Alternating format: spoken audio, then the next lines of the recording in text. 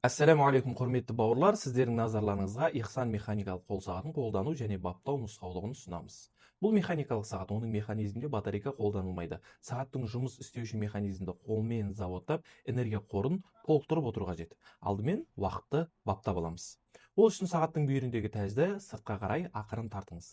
Тәжді бұрау арқылы сағаттың тілдерін қажетті уақытқа қойыңыз. Уақытты баптау кезінде сағат тілдерін сағат тілі бағытымен айналдыру ұсынылады. Қажетті уақытты орнатқаннан кейін тәжді қайтадан ішке қарай басып, бастапқы қалпына келтіріңіз.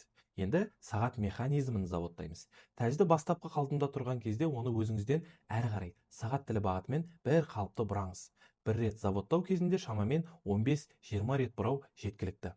Осы кезде механизмнің ішіндегі негізгі серіппе энергия жинайды. Жиналған энергия біртіндеп механизмге беріліп, сағат тілдерінің қозғалысын қамтамасыз етеді. Және де одан бөлек сағаттың артындағы өзіндік қуат жинайтын да механизмі бар. Оны сіз қолыңызға таққан кезінде сағат өздігінен заряд жинайтын болады. Сағаттың қуат қоры шамамен 2 тәулікке дейін жетеді. Дегенмен сағаттың тұрақты жұмыс істеу үшін оны тоқтап қалғанша күтпей күн сайын 15-20 рет заводтап отыру ұсынылады. Маңызды: тәжді қатты күшпен немесе шектен тыс бұрамаңыз. Механизмді заводтау кезінде қозғалыс жұмсақ әрі бір қалыпты болу қажет. Осы қарапайым ережелерді сақтасаңыз, механикалық сағатыңыз тұрақты әрі дұрыс қызмет етеді.